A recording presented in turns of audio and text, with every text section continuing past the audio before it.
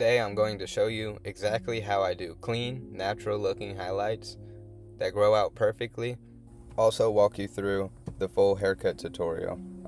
So let's get straight to it. First things first, you're going to blow dry all the hair back. Doing so will make it a lot easier for you to pull out those strands once you put the cap on. There's a couple ways to do highlights, but today we're going to use the cap. When using the cap method to highlight, it ensures an even pattern. So we're going to use the blue X's right here and just go through and poke out all the hair that we want to be highlighted. During this process, it's super important that all sections are close to as even as density as you can get. Also do your best to reach down and get as close to the scalp as you can get. Go throughout the whole pattern and it should look something like this. Towards the front, I did add a little bit more than just the blue X's. It makes the highlights a little bit more prominent. And there, just apply your bleach. Common ratio is 1 to 2, but you find your consistency that you like to work with. Once that's fully applied, he's going to sit under the dryer for 5 to 10 minutes. All that's left to do is just wash out the hair. We'll be able to see the color change once I pull this cap off. Crazy how fast the bleach did work, so if you are doing this, make sure to check the hair under the dryer before those 5 or 10 minutes are up. And like I said, you can really see those highlights popping through as I pull the cap off.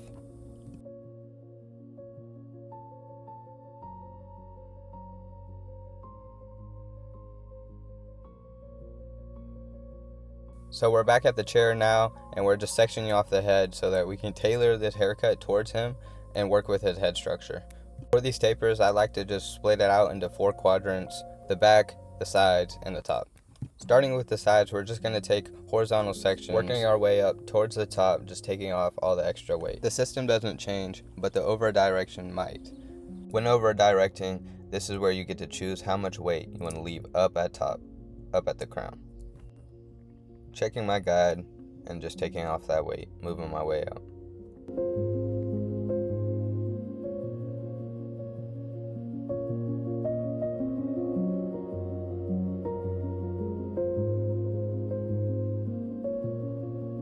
Now that the final section is cut, you can see how the shape is building up.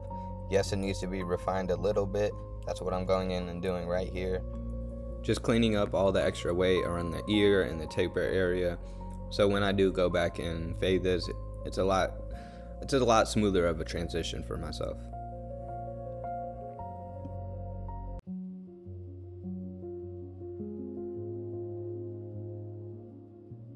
Now moving on towards the back, we're going to use cross graduation with the diagonal sections, starting at the bottom of the ear, working towards the bottom of the nape. This is where we take off that weight and start creating the shape for the back.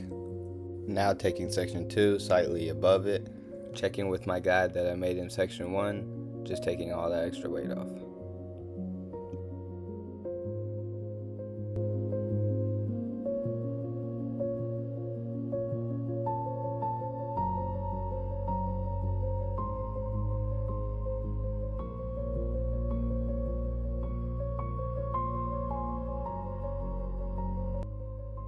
From there, we've set in the foundation for the sides. Now all we got to do is cut the top, making a profile section right down the middle.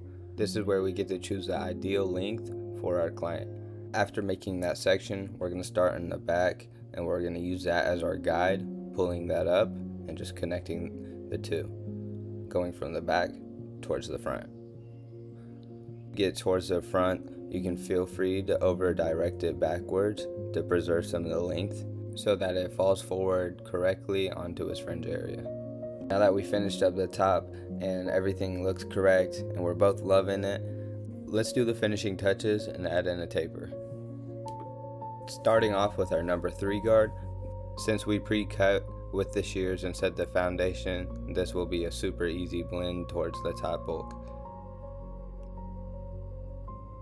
Moving on to the 1.5, just slowly working our way down, and you will see me working the back taper and the front taper on the same side at the same time. When working the tapers almost like a fade and doing both at the same time saves yourself 10 minutes during this cut. Time, quality, and consistency is money for a barber. Going in with the X Evos just to bald out the tapers, Now it's up to the barber to use his eyes and just detail and make this look super blurry.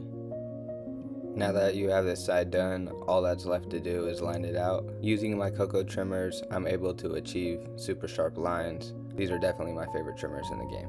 And like I said earlier, if you did the steps right, all you have is this little patch in the middle, and to be honest, all you need is a little freehanding and some detailing, and your final results should look something like this. I know you think that you know me, but you ain't